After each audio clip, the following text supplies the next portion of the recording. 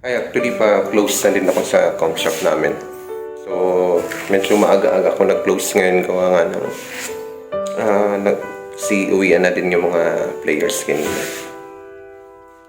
So, ito, pakita ko lang.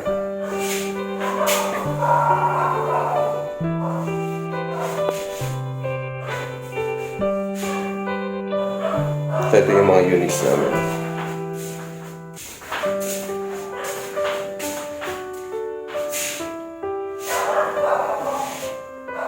So, ito pala yung extras na pinalagay ko. So, kung meron din akong dalawang electric pan pinalagay.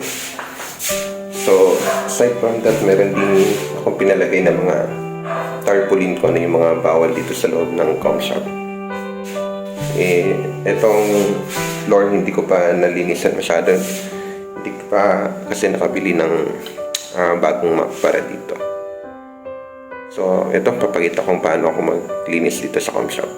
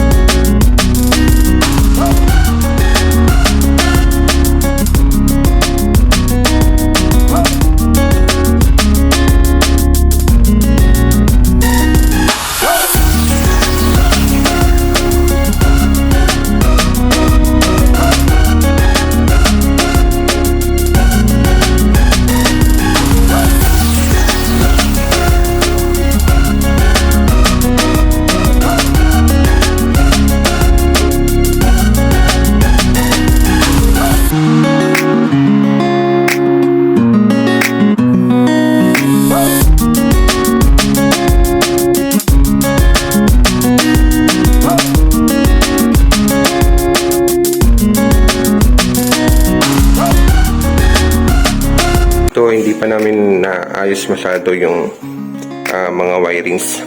Medyo magulo pa, so papaayos pa namin yan. So, bibigyan pa namin ng time yan ng kapatid ko. So, lalagyan pa ng lagayan ng switch hub. Ito pala yung switch hub na sinasabi ko. Yan ang switch hub. So, meron kaming 16 port na switch hub. So, from server to switch hub to this 10 units. So, meron 10 units. So, ang tawag dyan ay client. So, actually, hindi siya madali kasi ang dami mo wirings na dapat isa sa alang-alang.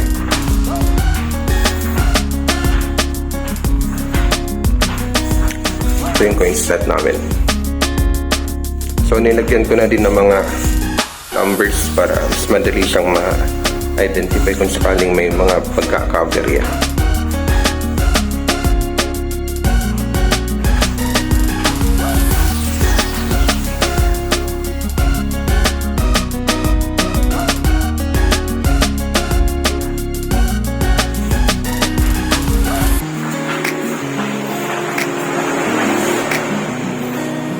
So, yan yung tarpaulin namin.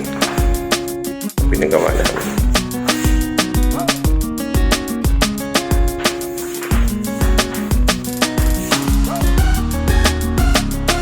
So, yun lang muna sa video for today. So, I hope na meron kayong natutunan. So, abanin yung mga susunod pa ng mga videos namin with regards to Ethernet, Synchronet, and magbibigay din kami mga advice kung paano magsimula. So, thank you.